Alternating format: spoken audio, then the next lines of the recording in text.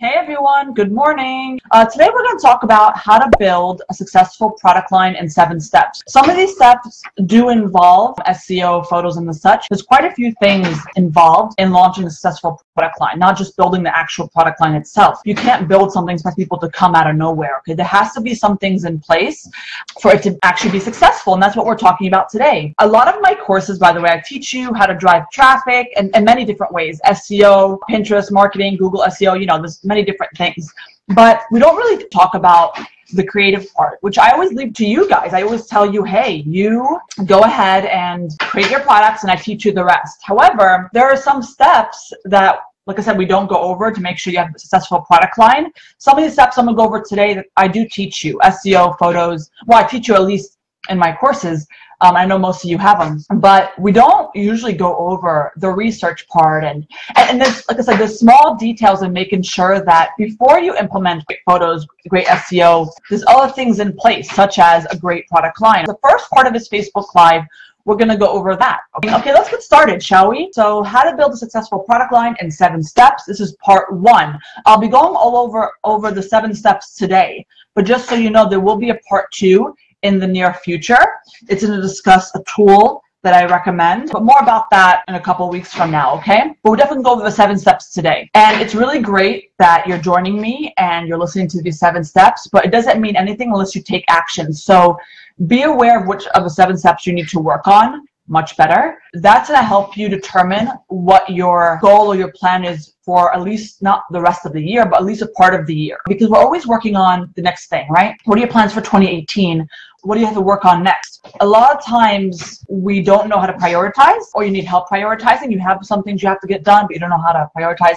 This Facebook Live should technically help you with some of this, because if you're like, yes, Dahlia, I have the SEO part down, I have this part down, I don't have this and this down, then you know what to attack. Now, of course, you have to break down those goals into actionable steps, but at least you have some guidance. The first thing, which is one of the biggest things, I'm glad I'm starting out with this because you don't have to wait for something as awesome as this, is doing your research within your market. We're going to talk about a few ways to do research within your market. We're going to talk about some steps. Okay, so I'm going to give you some guidance here. So you want to do research within your market. When you create a product, it's not only creating products that you love. You have to create products that people want. I talk about this all the time. And of course, there's other steps to build a successful product line, even if you build something that people love, because it always means to be a successful product launch.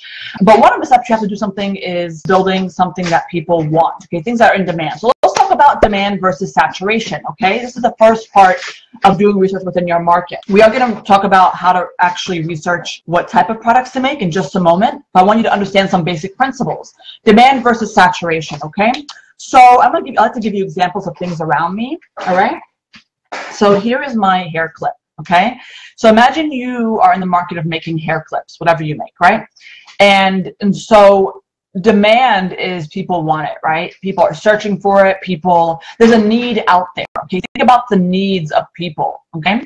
And the type of product you're making. So sure, you can make hair clips, but there's certain types of clips, right? So you think about the demand for this type of product, okay? Or your product market in general. But of course, look, stationery. Stationery in general has a decent demand. However, certain types of stationery may have more demand than others. So when you do your product research, okay, you have to understand the concept of demand and saying, okay, well, if I'm making hair clips, how much of demand is there from my market, from my target customer, for these types? And essentially, if you're just relying on SEO to bring you traffic, or at least one of the ways, maybe we rely on other things, SEO, marketing, social media, whatever, but one of the ways you're relying on is SEO. You have to make sure there's demand in SEO. That means whatever platform you sell on, Amazon, Etsy, Google, when you type in the search bar and something auto-populates, let's just call it claw clip, right? You type in claw clip or clip for hair or whatever, if enough phrases auto-populate, that seems like, wow, there's a lot of things that auto-populate here, then you know there's some demand. If you type it in and you only see a few phrases recommended to you, then there's probably not much demand going on there. Similar, if you go to Etsy search bar and you type in the word unicorn, you're going to see unicorn, everything with words next to it. And even, that means a lot of demand for it. Even if you type unicorns with a space and start typing in baby, okay, you start to see unicorn, baby shower, blah, blah, blah, blah. There's so many different types of people searching for unicorns in many different markets. So what does that mean? This unicorn situation, which you guys know is trending, has been trending for a while is in demand, okay? That's the first way to determine whether or not you should make a unicorn hair clip, right? To see if there's demand for this type of style in this type of market, okay? Hair clips in general, and of course the style you have. Now, saturation, of course, is the amount of search results, pretty much, within that market, within that selling platform. So if you're on Etsy, of course, you would type in unicorn hair clip or whatever you sell or want to create, and you would say, okay, there is 80,000 results. Kind of steep, kind of hard, you know. You're still more than welcome to sell it because the demand is fairly high, you notice, but just know that it might take you a while to climb to the top. If you want instant success or fairly quick success, just know that the saturation must be lower with a decent demand, okay? Demand high, not much people selling it. Winner, okay? Sometimes we always find that we fall somewhere in between. Decent demand, decent saturation, or fairly high saturation, and somehow we make it work over time. But just be aware of that. You know, sometimes I don't go after certain styles within the stationery market if the demand is fairly low and the saturation is high. Like, that would be ridiculous, you know, if I'm relying on SEO to bring that traffic, okay? So just think about demand, right, when it comes to SEO. Are things auto-populating within that style? And then how many people do you have to compete against, okay? Competing against people means if somebody types in search and sees 40,000 results, it may be hard for you to get to the top of search, okay? That doesn't mean you shouldn't get into it, because you could, of course, you guys know Etsy advertising, Amazon advertising, means many things. Like if you use Pinterest for marketing, email list, you can still get into that and still make it a success. But again, we're talking about if you're just relying on SEO, you might want to consider that saturation, okay? So let's talk about demand in regards to trends and needs. A lot of people wonder, okay, like, Dal, you're telling me I'm in the market of creating hair clips for kids, hair bows, whatever. How do I know which type to create? I get the whole demand versus saturation, blah, blah, blah. I don't know what to create. So tell me, how do I decide which design, for example, style, I should be creating next, okay? First, let's talk about needs. First, you have to make sure there's a need for it, okay? Let's talk about invitations for a second. I'm giving you examples in markets I understand, but see how you can apply it to yourself. And you guys know that if you have kids and you're about to plan a birthday party, okay, it's all about themes, you know? And so when we talk about people's needs, your customers' needs, it's really about, okay, if they're about to throw a first birthday party or a fifth or a sixth or a 14th birthday party, you know that it has to go around a theme. And so your princess-themed birthday party invitation is probably not going to work for, maybe it will, but maybe a 7 or 8-year-old. They're kind of over the princess-themed stuff, right? Little kids would probably work better for that. So the need is not there for older kids. So you're limiting yourself by not creating a line of themed birthday invites for the older kids, and then even older than that. Think about if adults celebrate their birthdays, 20th, 30th birthday, 40th, 50th, you know, those kind of milestones. What type of themes are they having, you know? And you should be able to create invitations around that theme. So thinking and understanding about what their needs are super important. So understanding that this hair clip that you're trying to create needs to have this type of claw as opposed to a different other type. I've seen bows for kids' hairs. There's alligator clips compared to other types of clips. And it will depend on the baby's hair or the kid's hair and what the preference of the parent prefers. Everybody's needs are going to be different depending on your market, but a lot of times you'll understand people's needs based on what they ask you in conversations. That's a good way to figure out, like, people keep asking me about this type of hair clip versus this one. Or I find that people want, you know, they love my art prints, but they want to change the colors to match their nursery theme. So people care about colors, you know, researching the type of most popular color in nurseries or type of themes in nurseries would probably be ideal. So you could create art prints that match that, et cetera, and so forth. So first of all, think of the needs of the customer, okay? After you understand the needs, you have to kind of go with that and what's trending. They kind of work together, right? If somebody is in need of a unicorn birthday invitation, it's probably trending, right? If somebody's in need of a elephant-styled nursery art print, it's probably trending, right? So how do you know what's trending? That's what you guys are here for, right? You want to create product lines, beautiful ones, blah, blah, research demand, research saturation, but you want to first of all know, Dalia, what's this design that's trending? Get that question asked a lot. I'm about to tell you some tips here, okay? And there's probably a million more tips you could think of on your own, but hopefully these tips will, you know, you read between the lines to spiral with more ideas, okay? The first one is to follow Pinterest influencers, okay? And of course, use it and follow their boards and look at your feed to see what they're pinning. Pinterest influencers are the people that use Pinterest professionally just to link to items for affiliate reasons. Affiliate marketing is, I use it myself, you guys probably know, is that when you link to items, it doesn't cost you anything, but if you purchase, that person that linked to that item will get a small commission from that company. For example, I link to affiliate links to Amazon usually, et cetera, et cetera. And so follow those type of people, and you might say, where are those type of people? You have to kind of you have to search for them, okay, on Pinterest.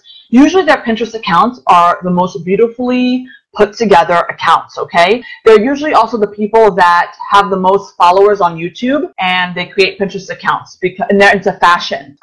If they're usually into fashion one way or another, and they have a Pinterest account, follow them. And after you follow them, what you'll start to see on your feed is, or you can go directly to their Pinterest account and go to pins and see what their most recent pins are. You might have to see a trend. Do I see a lot of gold here? Do I see a lot of rose gold? Do I see a lot of unicorns? Do I see a lot of XYZ? Okay. Again, this is just a tip. You have to kind of see what those influencers are pinning, okay, to understand what's trending, okay? Another thing is, you've been on Facebook for a while and you like a few pages and you kind of interact on Facebook, if you use it, you're probably going to start seeing Facebook ads targeting you for these crazy like gadgets or something that's crazy on sale. And usually it's like, hey, buy it now, 50% off. They usually put a link and it shows you a little video of the item that they're trying to sell. An example is, I'm not sure you guys know unicorn is trending. So you know those unicorn makeup brushes? Okay, I'm sure you guys may have seen it. If not, there are unicorn makeup brushes out there, and I would see Facebook ads for them. So the point is, you look at these Facebook ads that usually have thousands of comments. That's what you're looking for. The ones that have thousands of comments. Comments of people tagging their friends. Comments of people saying, oh my God, I need this. Oh my God, I ordered it, etc. What does that mean? That means it's engagement. That means people care about this type of product. Look at the type of product and see what the common denominator is. Why are they dying over this? And it could be simply because it's a unicorn theme. So should I be using that to incorporate my product line? Can I? If I sell invitations, I probably can. If I sell stationery, I probably can. And then you could take that and do the whole demand versus saturation to see, okay, is there demand for unicorn stationery? Is there demand for unicorn hair clips? Is there demand for unicorn XYZ? Unicorn, whatever you guys sell. And so you could do that and of course see the saturation if you're interested in that, you know? So if you look at those target Facebook ads, you could kind of tell what is the common denominator here that works. Another way to do it is go to your Facebook search bar. If you have an inkling of what could possibly be trending, type that in, unicorn, whatever, hit search. You could filter by posts and see if there are people talking about it. If there is, you can see some Facebook ads as a post, and you can see how many comments do these people have. And if there's quite a few, that means you know there's something here that's a winner. So again, there's other ways to check out what's trending. For example, another thing is I subscribe to Stationery Trends magazine.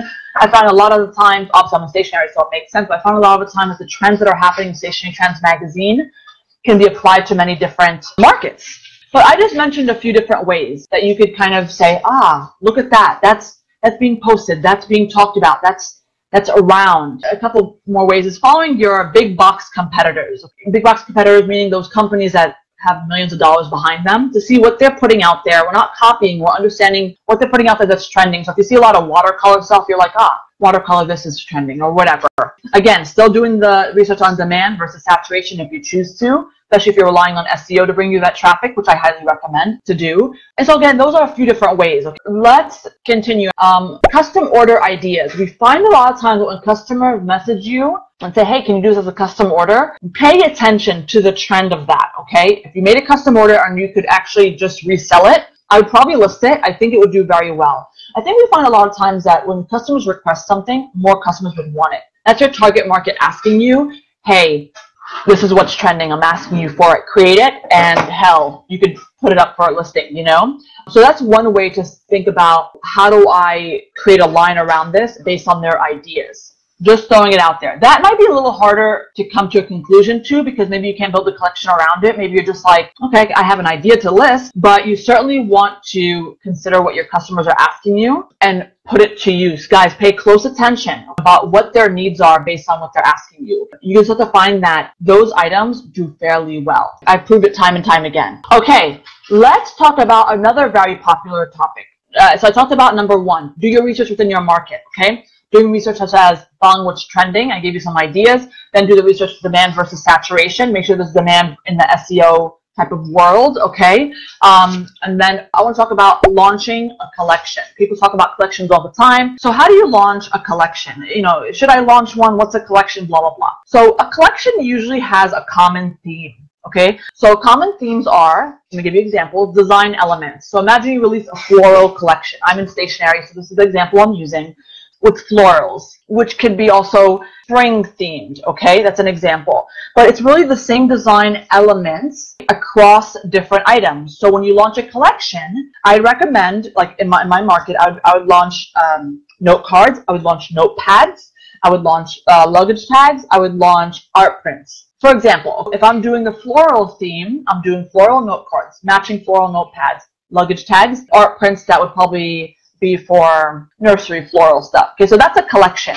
Collection is a common theme, a common design elements across several different products. If you offer several different products, if you only offer one type of product, we got to talk about that later, because when are you going to expand, right? It's people have successfully only have launched one type of product and done really, really well with it, especially if the demand for it is very, very high. But over time, you might want to expand.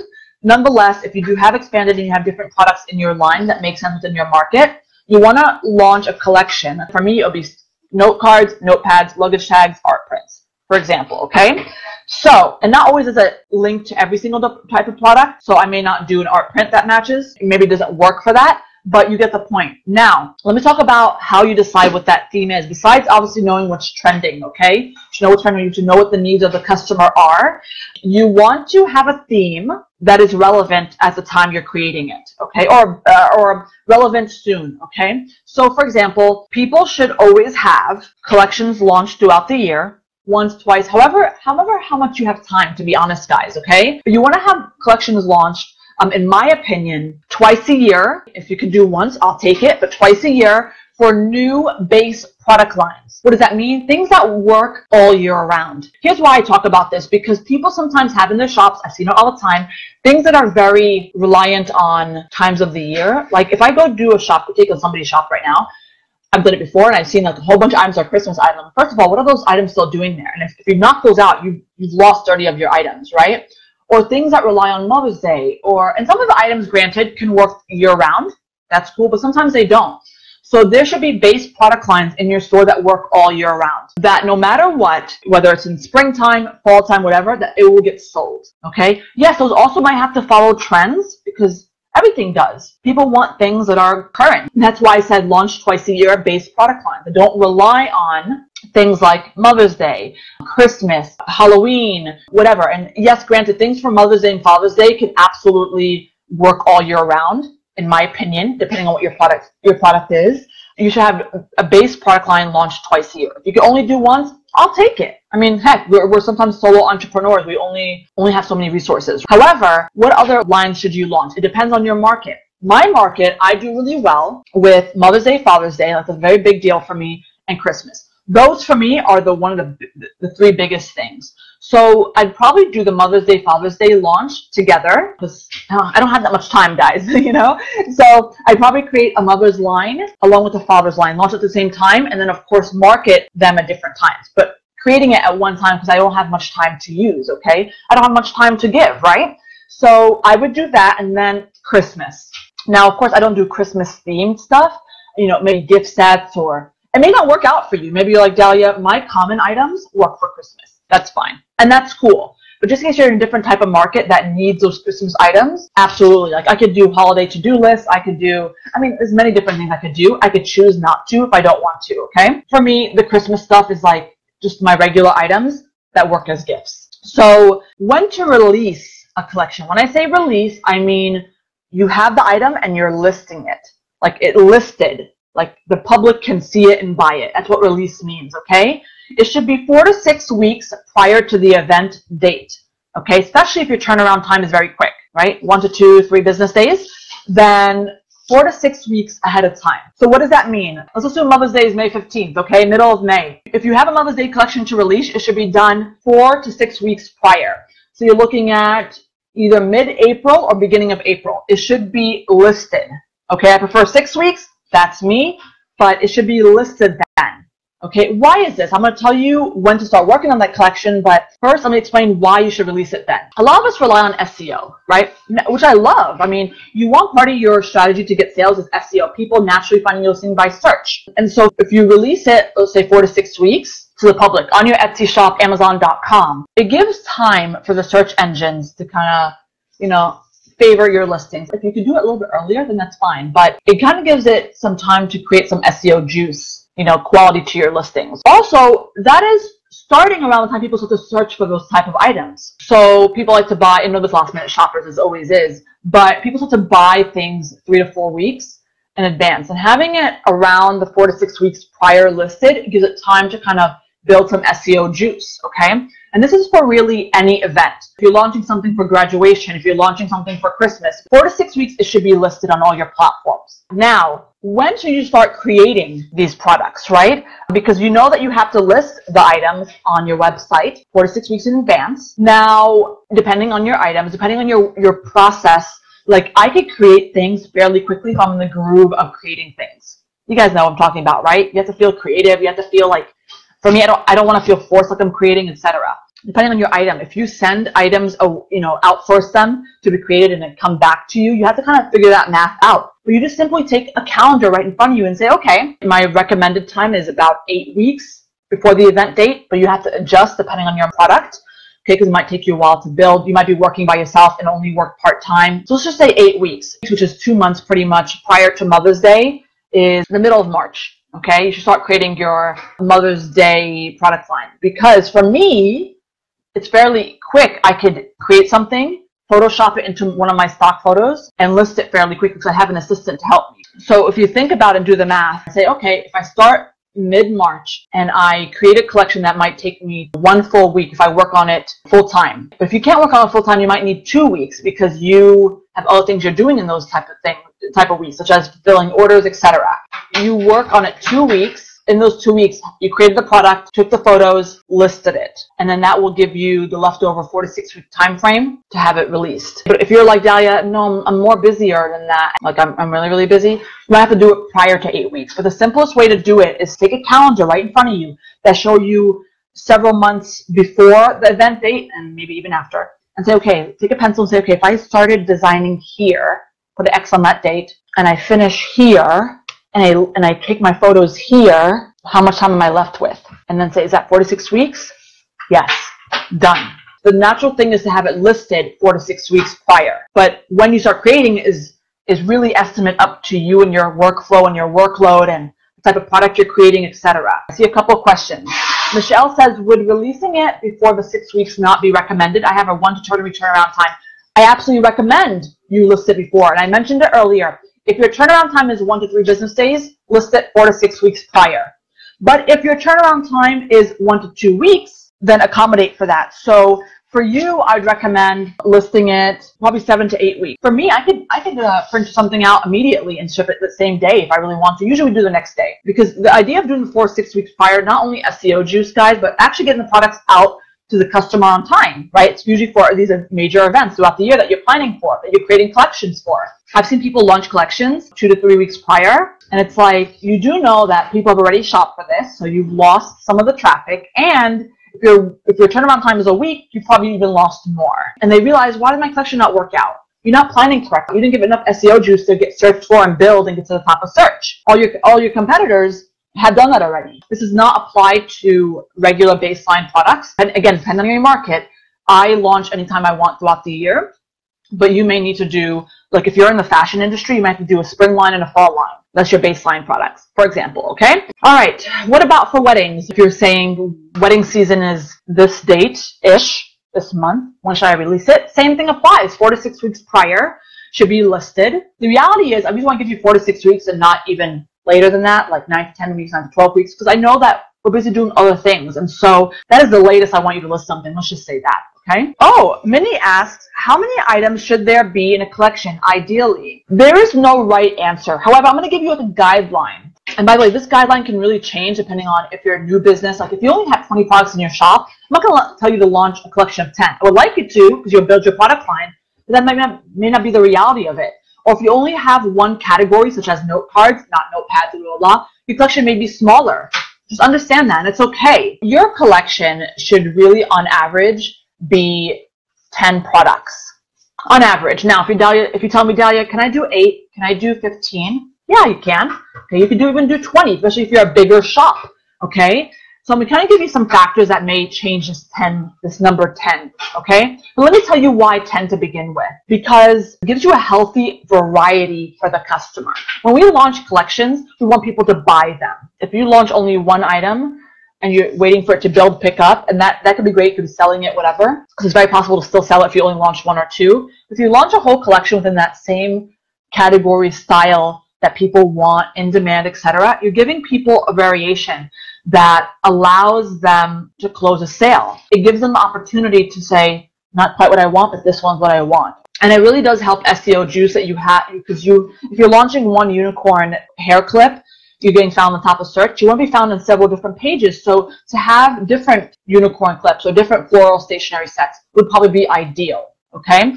Now, what could change this number 10? You know, maybe less, maybe more. It's less potentially because maybe you are just a smaller shop and you didn't have enough time to build 10 items. Or you could have more because you're a bigger shop and you're like, Dahlia, I have 6 different categories. I need to do, if I do only 10, that's like only barely 1 in each, you know, in each category. So you might do 4 or 5 in each category, which means if you have 6 categories within your shop, that may mean 28 or 30 items that you'll be launching. Because if you have note cards, notepads, okay, you want to do at least a few in each. Okay, a few meaning 4 to 5, you know. Hey, I'll take 3. Going below 3 is hard. Erica says, I have a hard time knowing sometimes if I'm creating something different enough to be considered a new product line, or if the change is not significant enough, or would just consider another variation of the original. Great question. If you feel that way, then it's probably too similar. Then it's probably not really a new product line. If you have to ask, then you can't afford it. You know, so if Erica has to ask, then it's probably not a new product line. It's probably too close. Here's another indicator, Erica. This is probably better to help you. If it uses the same keyword phrases as your other items, then it's not really new, for the most part. Not always does it follow that rule, but for the most part. Then you're knowing that you're just creating a variation of something. And again, if you have to ask, it probably is the same item. It's not really a new collection. A new collection for you, for example, I'm not sure if you already did this, forgive me if I forget, but you sell leather journals, some of them personalized, some of them not. You know, I think we talked about this, leather guest books for wedding, or I can't think of another market at this moment, but that's another collection. That's another market you're targeting. That's another, you know what I'm saying? And a lot of them will look different. You know, a lot of them will have personalization on the front with the bride and groom's name or their monogram or whatever. So we talked about collections. We gave some tips. Hope you guys found that useful. I'm going to talk about something else that's really going to be helpful for you. So being different, okay? Because you're creating something that's trending, you may be influenced by other people's items. I'm not going to use the word copying. I'm not saying people are copying, but you may find similarities in your items, or even the same fonts. And technically speaking, depending on what type of stuff you sell, you will probably have similar items. If you create t-shirts with cool sayings on it, a lot of people will have the exact same cool saying. And probably, because I've seen it before, similar fonts.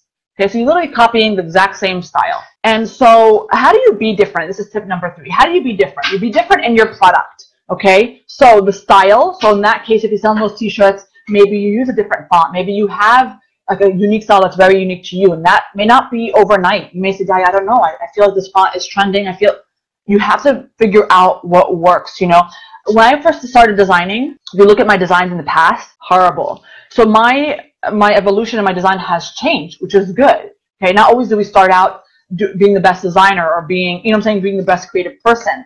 So the style in your product has to be unique enough, be different enough, okay? Or even a unique process, you know, maybe you use organic cotton t-shirts and that's your big sell point, okay? Again, we use an example of selling those t-shirts with the, you know, with the sayings on it, okay? And maybe that's a unique process. If you sell baby blankets, maybe it's embroidery because, you know, they're keepsakes. I don't know, but I'm just giving you an example that the style has to be different enough, right? The unique process is another idea. And in fact, unique process could, of course, be turned into quality. Maybe it's a certain quality of yours that, again, if you can't articulate the quality in your post, in your listing or your photo, then yeah, you may be better quality, but people don't know that. So that's an idea. That's a kind of like a little push to help you become different in your product. Also be different in your business. You guys know I talk about this all the time. Customer service, turnaround time. Are you better than everybody else? Are you better in customer service? Why? I offer free proofs. I offer a chat feature on my website that they could talk to me anytime that they want. And I can give you much more examples, but that's an example. Turnaround time, I'm one of the fastest in the industry, okay? Easy to access customer support. Do you respond on time? Do you have a chat feature on your website? Blah, blah, blah. There's a limited number of ways you could be different in your business that make you stand out, okay? So you might sell similar things. Somebody might buy stationery from me that's beautiful, but somebody else has something just as beautiful. Maybe not the same, but just as beautiful, okay? But why do they pick me? This also helps if you have a good repeat customer base. Being different in your business really helps. If you don't do any of these things, if you have similar products and you're doing fairly well, I will tell you something. You may survive your business off a demand high, right? Like, oh, the type of product you're selling is in demand, blah, blah, people are buying it. But you cannot sustain that business for a long period of time. Meaning you might be great for a year or two, but when your business starts to decline, okay, that's usually an indicator that there's a few things wrong. One of the many things could be that you were not different in your product or your business. That's really one of the biggest things, okay? Here's what I recommend. I always recommend this to everybody. So I recommend Blue Ocean Strategy, the book that I read multiple times. It's a book that helps you determine, first of all, helps you understand how to become different in an ocean full of people that are the same. And it gives you ideas like that will help you move forward with that. How do you analyze your competitors so you're able to then say, okay, let me make some conscious decisions to be different, but enough that matters for the customer. Okay, if you're different because you use this type of quality, but nobody gives a shit that you use this type of quality, then it doesn't matter, okay? But that book is something I really, really recommend. I personally, in general, read books on Audible because I don't have time to read. And that has helped me tremendously read a lot of books. So that's one thing you could do if you don't have time to read, get that book on Audible. Now, recently, the same author, I believe, released a follow-up book to that, which I'm very excited about. I don't know if you guys heard. It's called Blue Ocean Shift. I have not read it yet. So FYI, it's on my list. If you already read the first one, read the second one. If you have not read the first one, read the first one first, okay? It's going to inspire you, if anything, and help you kind of move in the right direction to becoming different. Make an action plan, of course, after you make the action plan of how you're going to become different, actually work toward that. You cannot sustain a business without being different in some way. Even if it's the same type of products, but you are outstanding in your customer service. People buy things all over the internet, right? But why did Amazon survive? And not just survive, they really kicked butt, is because they're different in their service, you know, and you guys all know that. Now, I'm gonna go over tip number 4. Now that you have ideas and deadlines, you have to release a collection and you have to do this much in a collection, you have to do all these things. How do you organize it all, right? You could have a pen and paper and say I have to do a unicorn collection or a floral collection. You could do that, but you know, you guys know that I'm a big planner, and it's not for the sake of planning, but the actual sake of getting things done and being organized. And sometimes my team helps me to get it done. So for example, I've taught my assistant how to list, how to pin on Pinterest, blah, blah, blah. So some of my to-dos in regards to launching a product line, she has to help me with. So having it laid out properly helps me tremendously. So what do I recommend? Use whatever system you want. Okay, but I recommend Trello. Okay, and the best part is Trello is for free. The upgrade to Trello is not necessary. The free version of it gives you pretty much everything you need and more, literally. And so here's what I want to walk you through and how to use Trello. Okay, I'm walking you through verbally, so I can't obviously show you here, but hopefully you can catch on. You have boards on Trello, and the board, what you want to name it, is pretty much product ideas. Name it product, whatever you want to call it, product ideas. That's what it's for.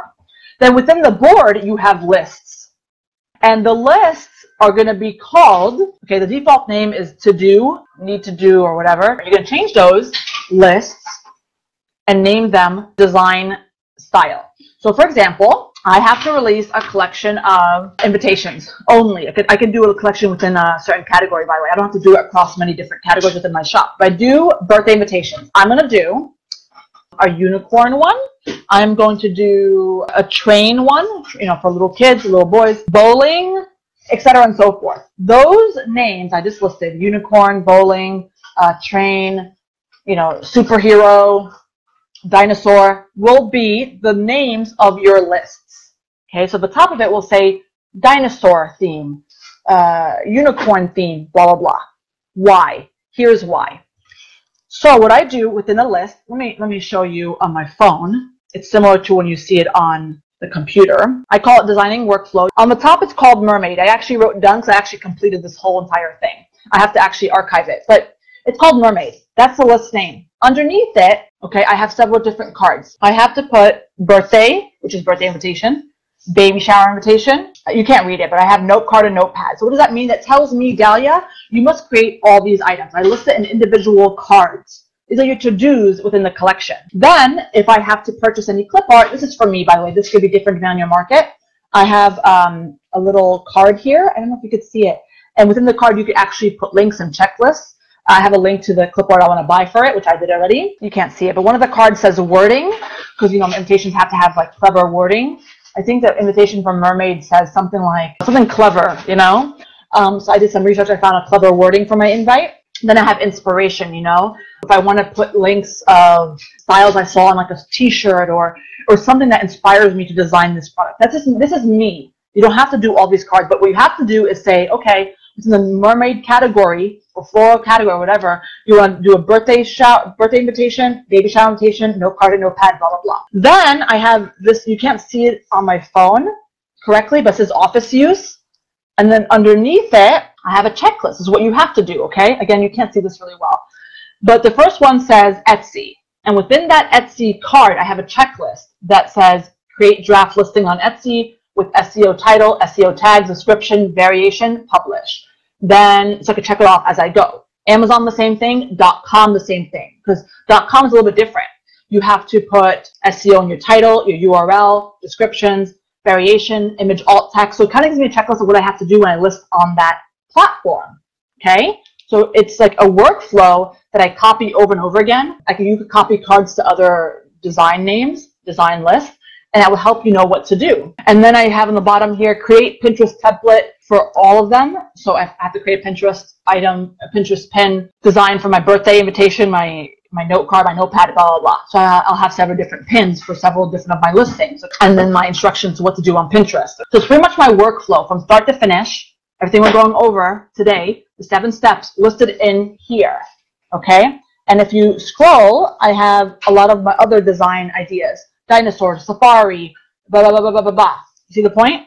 Okay, that's how I use Trello. So then when I'm launching something, I can go in here and say, okay, for my safari design, I'm going to do a birthday invitation. I did the research, the demand versus saturation. I did the research. I'm going to do a birthday one, a baby shower one, note card, and notepad. That's how I use Trello. Let's talk about the last 3 items. It's going to be really quick. I've always talked about these items, and it's really that simple. SEO.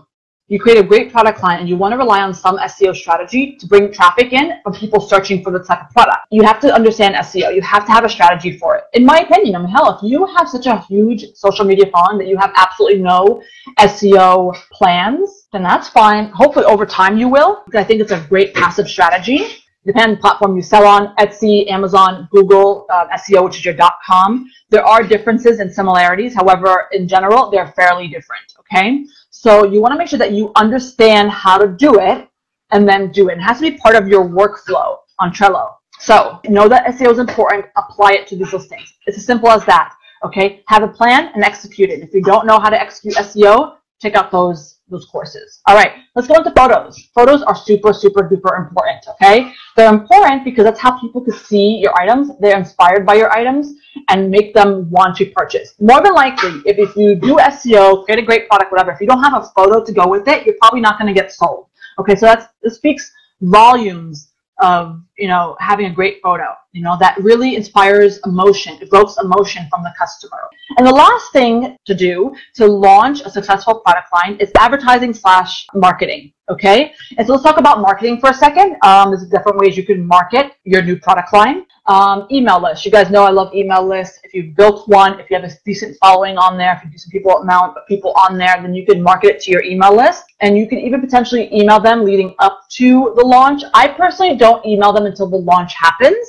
However, you can do ideas such as pre-selling your items before it launches and maybe give a discount for people that pre-sell. And after pre-sell is done, when it does launch, they don't get the discount. It's a great strategy to get people to want to buy because they're like, oh my God, during pre-sell before it's ready. Or you can still do a discount when it launches, but for limited time on the new collection. 3 days only, new collection launch, limited time. Okay, otherwise you can't get a discount on it. Boom. There's different ideas, okay? And I recommend that you figure out what works for your customers. If you just started emailing people, you may not know what works for your customers. You may have to start testing things out and see what is successful for you, okay? So there's different things you could do. Give them incentive to shop.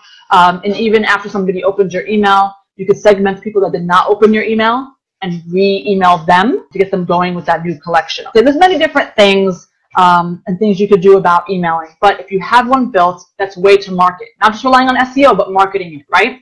And that's why I do very well when I launch a collection. I email my customers. I've been doing it for a long time, email list building. And so it's really successful for me, okay? Another thing, I'm a big fan of Pinterest. Okay, make sure you have a workflow, like I mentioned on Trello, getting that Pinterest, that pin up to get it into the Pinterest workflow so I can start over time building and building, meaning repinning, going viral, etc. Now, if you have a social media following, I particularly don't use social media at the moment, but if you're like, Dahlia, my social media following is awesome, I do really well with it, maybe I could do better, but it's decent, and have a plan of action. Maybe your plan of action is on your Trello list, creating 3 different posts to market your new collection, or 5 different posts, But if you do want to use social media, make sure that's part of your plan, okay? Because the 7 steps I'm giving you is part of a plan to launch a collection. And so you could leave number 7 out, which is marketing and advertising. But if you have any of those working for you, if you have an email list going, if you have Pinterest going, if you have social media going, make sure you have a plan to use them. And so the best thing to do is when you post on social media, make sure you actually have a following that's engaged. So if you're like posting, you're like, Dahlia, nobody cares. Your following's probably not engaged. That literally means you have no following. Because you have people that's following you on Instagram, it doesn't mean they're actually an engaged following, okay? If you have an engaged following that people respond to you, buy from you from Instagram, etc., then you probably know it could work really well. And the best thing to do is to engage people. Like, don't just post and say, hey, new collection. Ask them, new collection, which one do you like better, A or B? Make sure the 2 photos have the letter A and B on it so they can easily choose in the comment. Make them want to engage. Don't make it hard for them to engage. And of course, there's many more tips on how to make your social media following engage more. Maybe that's another Facebook Live, but certainly having a marketing/advertising strategy may be important for you. Advertising is a little bit far, out of reach for a lot of us. Most of us don't use Facebook ads to bring in traffic or Google ads or things, paying for traffic. If you do, that's great. If not, that's okay, because there's other strategies you could use, okay? All right, guys, I hope you enjoyed this Facebook Live. Just so you know, in less than about 2 weeks, this Facebook Live will be transcribed into a blog post, so you could easily go back and refer to it. So I hope you find that helpful. In the meantime, if you have a question after this Facebook Live and you're like, I need to know, go ahead and post it in the group. I would love to help you. So I hope that this Facebook Live kind of gave you some guidance. It's not a training, right? It's a Facebook Live. It's an hour long.